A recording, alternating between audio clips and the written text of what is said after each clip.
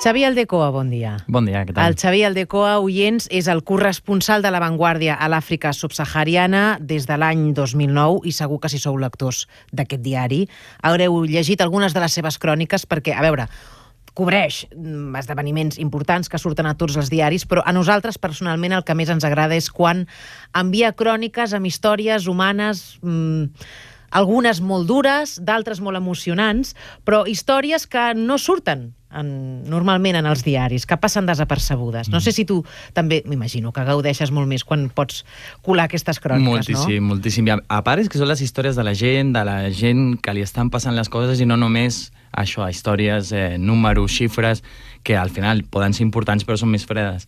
Jo m'ho passo molt bé i em sento privilegiat coneixent i que em deixin explicar aquestes coses i que m'ho expliquin ells. O sigui que jo encantat. Després explicarem algunes d'aquestes històries que a nosaltres ens han arribat, però primer et volia preguntar si cada cop que tornes cap aquí et costa més integrar-te. No sé si és un xoc cultural molt bèstia o no, o ho portes bé, perquè hi ha gent que quan torna de l'Àfrica o quan tornen de l'Índia després d'un període llarg de temps venen aquí i diuen és que esteu amb unes tonteries al cap que no us aguanteu, Sí que es nota moltíssim el canvi cultural, però no em costa personalment perquè a mi m'encanta l'Àfrica, però també m'encanta Barcelona, aquí tinc molts amics, tinc molta família, llavors no ho veig com algo greu o de patiment, simplement veig moltíssimes diferències. Abans ho comentàvem, no? Que veus moltíssima gent gran aquí, que allà no ho veus tant, aquí més pressa que allà, però veig com simplement diferències culturals i gaudeixo de les dues realitats. Millor. T'imagines vivint molts anys a l'Àfrica, tu, o no? O sigui, tu t'imagines, jo què sé, fins i tot formant una família, o sigui, establint-hi allà. Jo m'imagino no deslligant-me d'Àfrica mai perquè m'encanta. Sempre m'ha encantat i llavors no veig que m'hagi de deslligar perquè és la meva passió i encara ho és i espero que ho serà. No ho sé on viuré, sí que em veig uns anys allà, però també després amb els avions i tot això, de seguida estàs allà. Llavors no ho veig tan clau on viure com seguir lligat a un continent que m'apassiona. Tu tens 31 anys. 30. Encara més jove del que jo el feia. 30 anys. Sí. Clar, trobo que tens... O sigui, quina sort, amb 30 anys, tot i la teva joventut, tenir aquesta responsabilitat. Amb un gran diari com La Vanguardia, poder enviar cròniques des de l'altra punta i explicar el que està passant a l'Àfrica. Exactament, sí. Jo vaig començar jovenet també, fa 27 anys o així a l'Àfrica, com tota l'Àfrica per mi, no? Era com, ostres, això és molt gran, no? Per mi, però estava tan content i tenia tantes ganes que ho vaig agafar amb les dues mans. Volia explicar i encara vull explicar. Però com ho has aconseguit? Jo t'ho dic perquè hi haurà molta gent que ens estarà escoltant que estudia periodisme. La situació està molt difícil. Fotuda, sí. Com t'ho vas fer, tot i la teva joventut i la teva falta d'experiència com a corresponsal, perquè tu quan te'n vas anar allà no havies treballat com a corresponsal, vull dir, que no t'havia donat temps, havies fet moltes cròniques, per La Vanguardia, en la secció de tendències, cultura, etc. Però com a corresponsal pròpiament dit, no.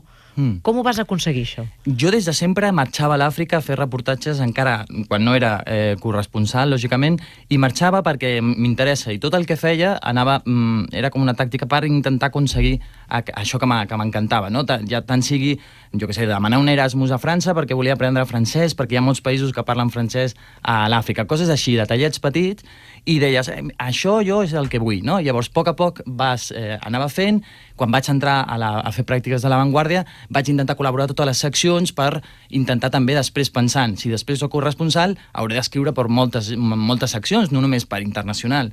Llavors, amb aquestes ganes que tenia d'anar, intentava que aquestes ganes... Tot anava dirigit cap aquí. Cap a l'Àfrica, punyatero. Sí, cap al sud. I al final ho has aconseguit, doncs moltes felicitats. Gràcies. Ara de seguida comentem una miqueta com és la teva feina com a corresponsal des de l'Àfrica subsahariana, però abans explicarem als oients que ens estan escoltant avui el que has fet al llarg de la teva trajectòria, perquè té 30 anys, però Déu-n'hi-do aquest noi. Nom del nostre convidat d'avui. Xavier Aldecoa. Any i lloc de naixement. Any 1981 a Barcelona. Estudis. És llicenciat en periodisme i, segons ell mateix diu, és etern estudiant de ciències polítiques. El 2004 va començar a col·laborar amb La Vanguardia. Des d'aleshores també ha treballat pel Magazine, pel Diari Avui, pel Mundo Deportivo, per aquesta casa, per RAC1, també per la cadena Cero, per Ràdio Euskadi, entre molts altres mitjans. A més, també ha col·laborat de forma puntual per mitjans d'altres països. Per exemple, mitjans de Xile, del Perú, del Japó o de Somàlia, Somàlia. I ha fet reportatges des d'arreu del món, des de l'Índia, el Marroc, els Estats Units i diversos països, com Senegal, Mali, Togo, Sud-àfrica. I acabem explicant-vos que des del 2009... És el corresponsal de La Vanguardia per a l'Àfrica subsahariana.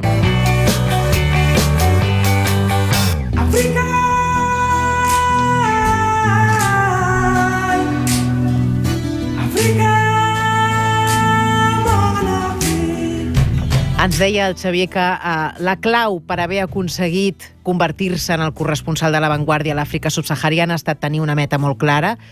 Ell volia aconseguir-ho i tot el que va fer en els anys previs a aquesta fita doncs anava dirigit aquí.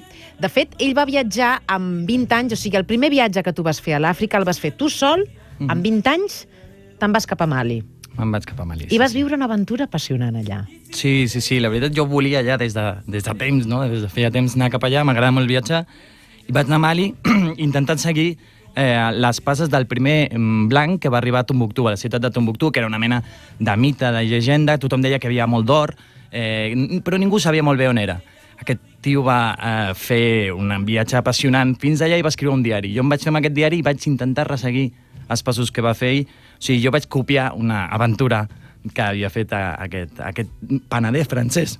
Vas fer-ho amb 20 anys i va anar sol, però ja veieu que és un noi que xerra, simpàtic, ja va aconseguir amics de seguida. De fet, no vas haver de dormir en cap hotel, vull dir... Cap ni un. La gent ja et va obrir les portes de casa seva. Des del principi. És que Àfrica de l'Oest és espectacular, la gent és molt, molt maca, és molt amable, i si tu t'obres, si tu els hi somrius, és que ells et tornen Déu somriures. És molt, molt, molt maco el veure com són d'amables, i ja et dic, des de l'aeroport que comences a parlar amb algú, vine a casa, quan vagis allà jo tinc un cosí, i si no directament a l'autobús coneixes gent i et diu, va, vine. Vine. De fet, conserves encara amics d'aquella aventura, Molt bons amics que sí, que han tingut ja 3 fills, que ens anem trucant. Aquesta setmana em trucava l'Abdoulaye, i no només a mi, a molts dels meus amics i famílies han acabat coneixent, i això és el que m'encanta també, no? El tenir aquests vincles amb gent d'allà. Després ja, quan vas anar com a corresponsal, vas anar-hi coincidint amb la Copa Confederacions de Futbol, prèvia als Mundials, però la teva primera crònica, publicada com a corresponsal ja establert, la vas dedicar a la casa de Gandhi a Sud-àfrica. A veure, tu tens una taula escriptori? Tinc una taula d'escriptori. Que estava en aquesta casa? Exactament, sí. Però com va anar això? Això va ser casualitat, perquè, clar, era la primera vegada que jo estava allà, acabava d'agafar una casa que no tenia mobles, i buscava mobles. Vaig enterar-me que hi havia una senyora molt gran que estava venent aquesta casa del Gandhi per fer-hi un museu. Vaig apropar i era una senyora encantadora, una senyora així amb tots els cabells blancs, imagineu-la allà llegint. Quan vaig arribar tenia la porta oberta, que això a Johannesburg és com, ostres, una senyora que té tanta pau que la deixa, no té por a la criminalitat. Va deixar-la oberta, vam estar parlant i li vaig explicar això, no? Acabo d'arribar, el típic que et pregunten, no? I li vaig dir, però estic buscant coses. I em va dir, estàs buscant algun moble? Doncs agafen, perquè si no se'ls emportaran però pel museu. Però eren de Gandhi, aquests mobles? No crec que eren de Gandhi, no crec que eren de Gandhi. Van passar com 40 anys en aquesta casa de Gandhi, però no crec. El Gandhi va estar 12 anys a Sud-àfrica, va viure fa un segle, i aquesta taula no crec que tingui tant. Però va viure en aquesta casa que sí que és veritat que tenia màgia. És una casa que et despertava molta pau. O sigui, que alguna cosa segur que ha quedat d'aquesta... Però va ser per casualitat, o sigui, de vegades deu passar això, que per casualitat, sense buscar una història en concret, coneixes algú que t'explica no sé què, i d'aquí surt un reportatge fantàstic. Total. Àfrica és... Jo crec que a tot arreu, però a mi Àfrica em dona això. Històries, fots una patada a una pedra, hi ha històries. Ja tothom té una història molt, molt xula que explicar, i a vegades és una qüestió d'això, de sort, d'estar una mica atent i agafar-la amb les mans. Hi ha històries molt emocionants i històries més dures.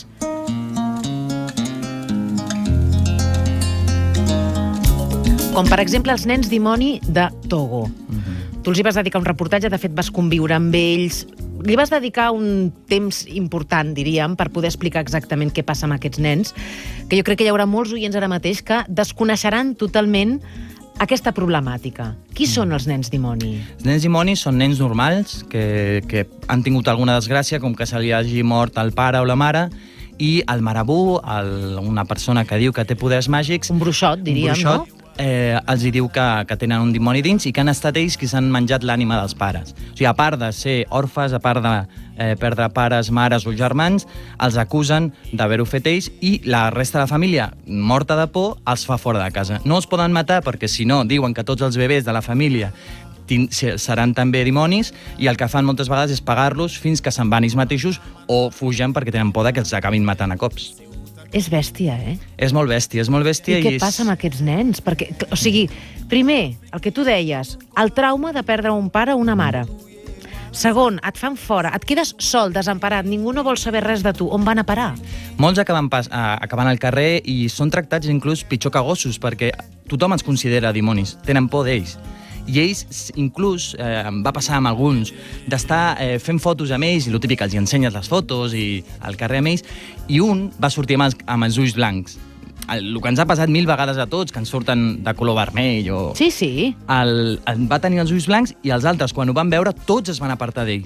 I van dir, és un dimoni, és un dimoni. Ai, pobres. I ell mateix també es creia que era un dimoni. I jo vaig abraçar-lo i li vaig dir, ei, tios, que no, però si és el vostre amic, tal, i al final... Bueno, s'ho van creure i van tornar a ser amics. Però la primera reacció va ser d'ells separar-se i d'ell mateix de dir, ostres, que sí que és veritat que sóc un dimoni. Llavors, això és el que fa més cosa, no? El que ells mateixos s'acaben creient que són una cosa horrible. No sé si després et quedes com molt implicat emocionalment amb aquestes històries. Sí. Com t'ho fas, tu?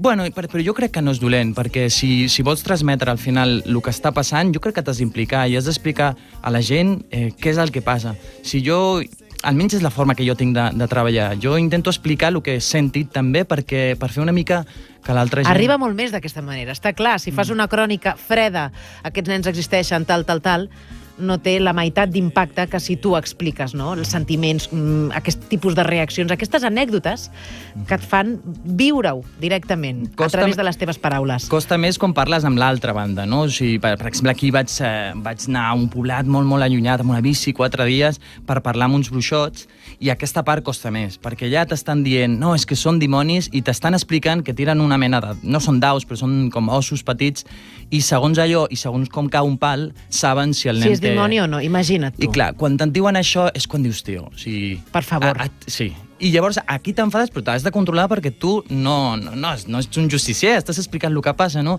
I també, bueno, també has de respectar-ho perquè estàs al mig del seu territori, també per una qüestió pràctica. Llavors costa potser una miqueta més això, aguantar aquesta ràbia, però que, bueno, després intento explicar-ho per dir, mira, això no pot continuar així. També vas estar al camp de refugiats de Dadaab, on hi ha milers i milers i milers de persones. De fet, és el camp de refugiats més gran del món. Què és el que més recordes d'aquesta experiència?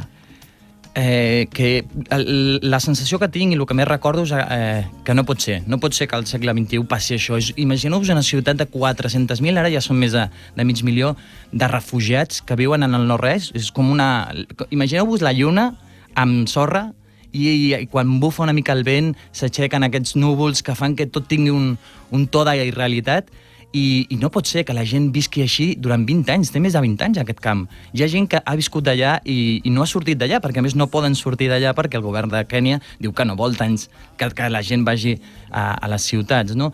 Llavors, I que moren de gana. Vull dir, allà hi ha molta gent amb unes condicions molt precàries. Tu explicaves en el teu reportatge, en un dels teus reportatges, perquè em vas escriure uns quants i, de fet, després es va publicar una edició digital que recopilava tots aquests articles. Viatge al cor de la fam. Us el podeu descarregar gratuïtament a través d'internet. És un dels llibres digitals que formen part d'una col·lecció de La Vanguardia. Aquest va ser el primer. I en una d'aquestes cròniques tu explicaves que es donava el cas, per exemple, d'un senyor que havia arribat allà i li havien donat com un permís per aconseguir menjar al cap de 40 dies. Clar, tu penses, aquest senyor allà, sense tenir res, com sobreviurà 40 dies?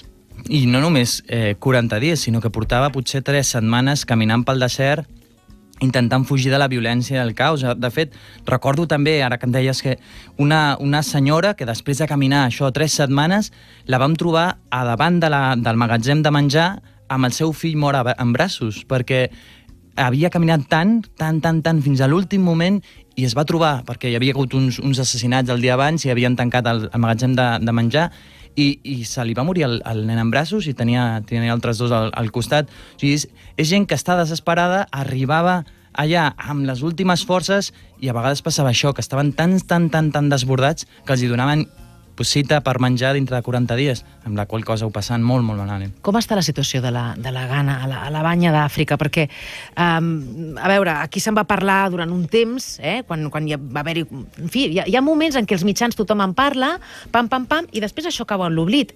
I allà continua gent amb una situació tremenda. Sí, l'emergència ha minvat una mica, però continua sent una emergència i sobretot el que ha passat és que a moltíssima gent se li ha mort tot el que tenia. Vaig conèixer gent que tenia potser 200 cabres o 20 vaques i se li han mort totes. Ja no té la manera com sobreviure com tenia abans, llavors no és només la gent, aquests refugiats, sinó tota una xarxa social que ha perdut el seu futur.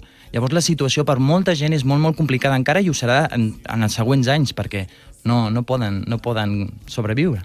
Veure això des de primera línia, quina perspectiva et dona sobre la crisi que tenim aquí? Que som uns afortunats, som molt afortunats. No deixa de... Jo sóc conscient dels problemes que tenim. Els problemes que tenim aquí són d'un altre nivell també. O sigui, no es poden comparar amb el que està patint aquesta gent.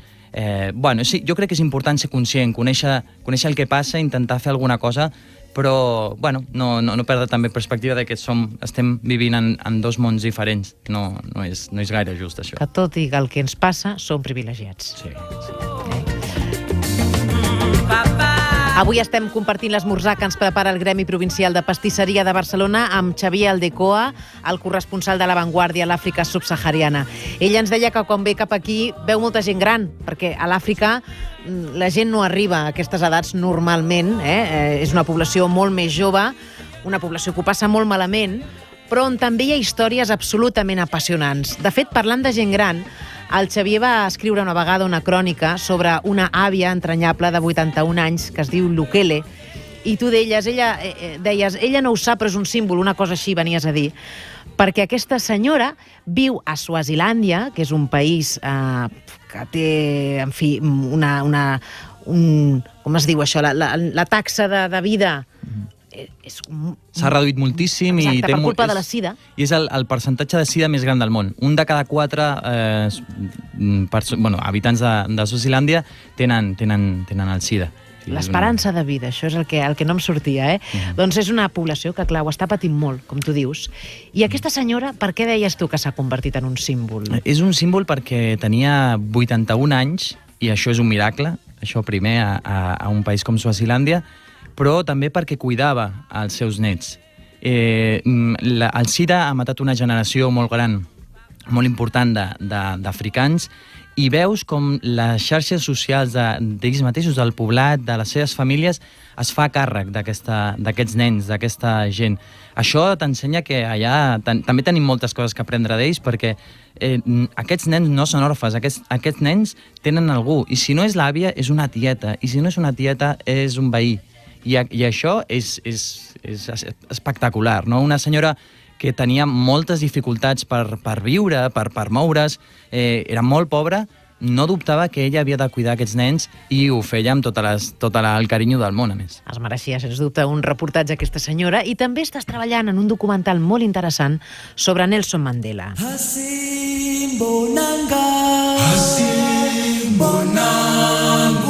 Aquesta cançó em posa la pell de gallina, se m'emociona molt. Nelson Mandela, estàs treballant en un documental, dèiem que això no té a veure amb La Vanguardia, és a banda, però jo volia comentar perquè ha estat molt interessant. Tu estàs entrevistant a gent que va conèixer Mandela, que va coincidir amb ell a la presó, estàs fent tot un recorregut dels llocs on va néixer, a la presó, etc. Exacte, és buscar la gent, el cercle més íntim del Mandela, amics de tota la vida, gent que va compartir la presó amb ells, el carcelero d'allà de Robben Island, i explicar una miqueta la història, però també com és Sud-àfrica avui, no? De fet, seguíem un amic que ell ve d'un lloc també molt petit, un poblet, i com està sortint-se d'allò. La seva mare viu en una xabola molt pobra, i ell a poc se'n va sortint sense deixar les tradicions, una cosa per la qual va lluitar Mandela, que a més també tenia molt lligam amb les tradicions. És un heroi, no? Mandela allà, o sigui, quina... Sí, Quin és un sentiment hi mite. ha? És un mite per tothom, blancs i negres, o per els blancs no tant, com ens pensem. Sí, no, també... Jo crec que ho va aconseguir, sí, també, no per tots, hi ha una minoria molt de dreta, molt africana, aquello molt rància, també, hem de dir, que no. Però la veritat és que ho ha aconseguit ser una llegenda per lo que va fer, va unir un país, i sí, ara mateix és un mite vivent, és quasi una icona de... Ja no només ell, ho pots veure a les samarretes, hi ha 1000 places de Nelson Mandela Bridge, hi ha de tot del Mandela. Jo crec que s'ho va guanyar, no és només artificial o de màrqueting. Tu tens bona relació amb la comunitat negra o de vegades et rebutgen per ser blanc? Com va això? En el meu cas concret, jo tinc molt bons amics negres i sí que tenen... Jo crec que el problema més és entre sud-africans blancs i sud-africans negres, no només, o sigui, no dic que sigui un problema molt gran, però sí que tenen una miqueta més de reticències. Però Viuen una mica, o sigui, fan vida a part, o hi ha interacció entre totes dues comunitats? Hi ha interacció, el que passa és que el problema ara mateix ja no és tant el color de la pell, sinó la butxaca. Els pobres continuen sent la majoria negres i viuen en llocs on hi ha sobretot negres. Però si hi ha negres rics, es relacionen amb blancs rics. O sigui, ja no és tant una qüestió de pell o de raça, sinó una qüestió de social, no? Una qüestió d'estatus. Has vist que ha tornat a entrar la Marta Castelló a l'estudi. Ella s'encarrega del tram final de les preguntes, o sigui que et deixo amb ella uns minuts. Molt bé. Ja saps que has d'acabar amb el primer que et vingui al cap. La primera frase inacabada és aquesta. El millor de viure a l'Àfrica és... La gent, sens dubte. I el que més enyoro de Barcelona és... També la gent. Si no hagués estudiat periodisme... Hauria estat periodista. De totes maneres. Sí, el fet d'estudiar no crec que va ser el que va marcar. Va ser un primer pas, però voldria haver estat periodista. Voldria reviure el dia que... Molts dies. La sensació aquesta d'edat, tot i que va ser molt dura, la voldria reviure. Molts dies. La veritat que ja escullo aquest per escollir algun, però molts dies de l'Àfrica, per sort. Molt bé. M'agradaria tenir una conversa llarga amb... Mira, ara que parlàvem amb el Nelson Mandela, podria ser una bona persona per parlar. Ara està una miqueta gran, està a punt de complir 94 anys, però amb ell. Seria interessant, segur. Un altre. Em fa por... Em fa por perdre la il·lusió de seguir fent el que faig. M'indigna? M'indignen també moltes coses. M'indigna la injustícia i sí, jo crec que la injustícia al final engloba moltíssimes coses que no m'agraden del que passa al món. I la darrera, d'aquí a 10 anys em veig? Treballant a l'Àfrica. Molt bé, doncs acabem el test. Xavier Aldecoa, corresponsal de La Vanguardia a l'Àfrica subsahariana, moltíssimes gràcies per haver estat amb nosaltres. Ha estat un plaer. A vosaltres, també per mi. Adéu-siau. Adéu-siau.